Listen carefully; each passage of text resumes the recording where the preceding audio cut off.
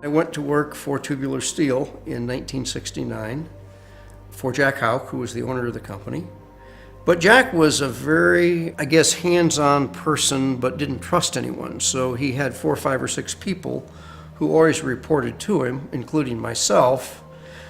And he would never really have those people work with each other. He'd have them kind of just working for him, and then he'd go from there to the next person. And so there was not a spirit of cooperation. And during this period of time, any number of people left the company.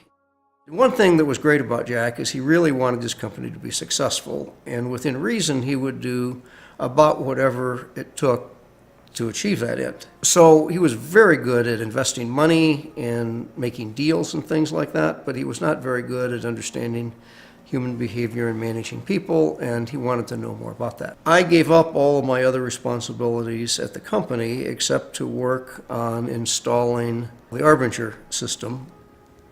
And so that became my full-time job, and it took a little over a year trying to understand how people fight against each other versus how people work together and what it means to be on one side or the other, and developed how people would figure out what they were supposed to do, not only to make their area successful and to continue to progress, but also how what they did impacted other areas and how they could do things that would help other people be successful or more successful than they would otherwise be.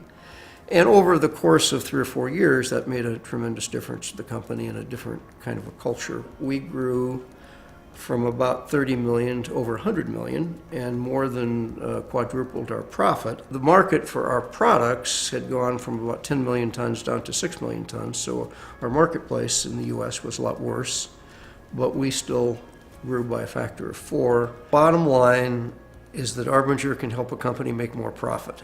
And I think that's the story. It's not having some other soft stuff. You get further ahead with a cooperative atmosphere, and you make more money because of it.